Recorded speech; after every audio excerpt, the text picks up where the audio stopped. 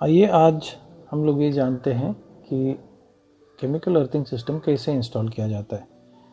पुराने ज़माने में अर्थिंग सिस्टम्स मतलब प्लेट अर्थिंग सिस्टम्स समझा जाता था, लेकिन आजकल केमिकल अर्थिंग सिस्टम का ज़माना है और इसके बारे में आपको और जानकारी चाहिए तो आप atharvasia.com पे जाके जान सकते हैं।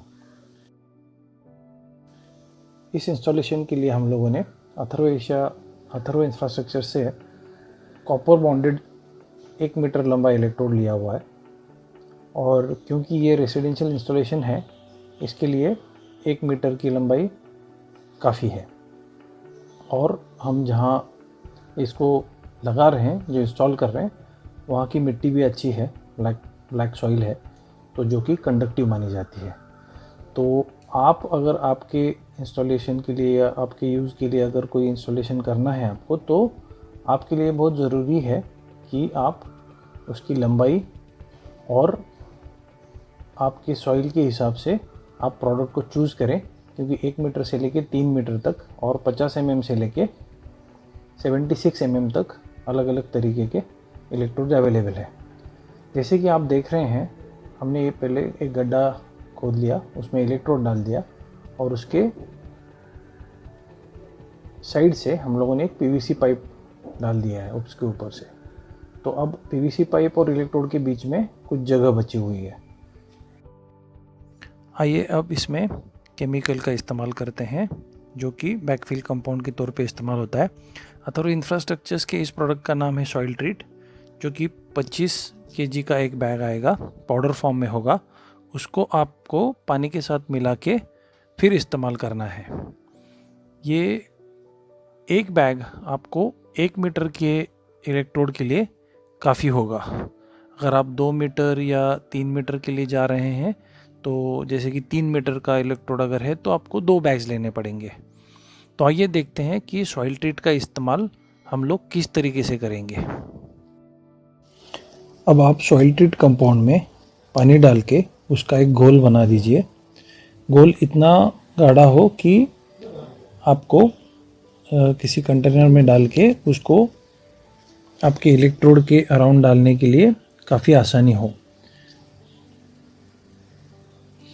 अच्छे से पानी मिला के उसको एक होमोजेनियस सॉल्यूशन बनाएं आप, और उसके बाद फिर धीरे धीरे आपके इलेक्ट्रोड में और पीवीसी के पाइप में बीच में जो जगह बची हुई है उसमें आप डाल दीजिएगा।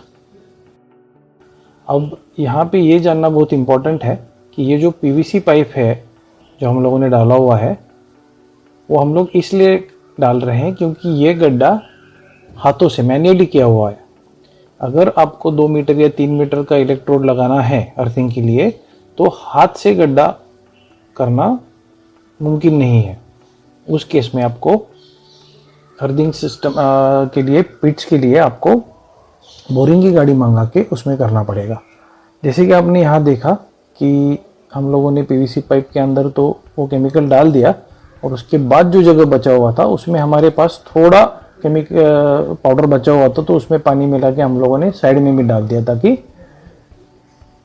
वो इलेक्ट्रोड के आजू बाजू कोई दूसरी मिट्टी या पत्थर ना आए और सिर्फ हमारा केमिकल आ जाए। अब क्योंकि ये केमिकल से आपका इलेक्ट्रोड चारों तरफ से घिरा हुआ है, तो जब भी आपका फॉल्ट करंट ये अर्थिंग में आएगा तो वो तुरंत केमिकल से एब्जॉर्ब होके फिर आपके सॉइल में चला जाएगा।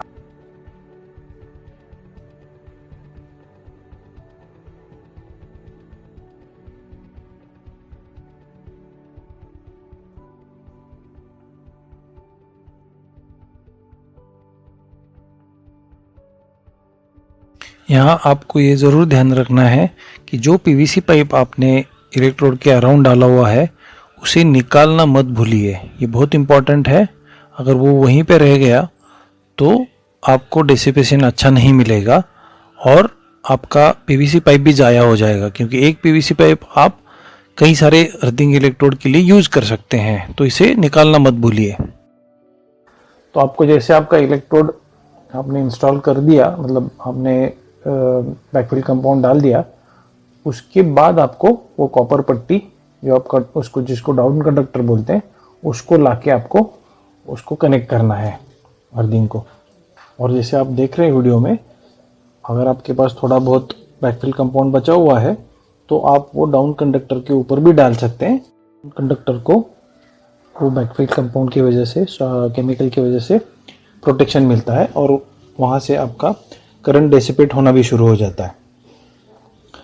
तो हम लोगों ने ये जान लिया कि घरेलू यूसेज के लिए, घरेलू चीज़ों के लिए अगर आपको अर्थिंग करना है तो इस प्रकार से छोटा अर्थिंग, आप लंबाई अराउंड 1 मीटर के आसपास है, आप यूज़ कर सकते हैं।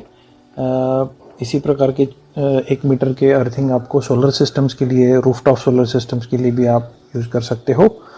इंडस्ट्रियल यूज़ के लिए या कमर्शियल यूज़ के लिए, ट्रांसफार्मर यूज़ के लिए अलग अलग तरीके के प्रोडक्ट्स है, उनकी इंस्टॉलेशंस भी अलग अलग है।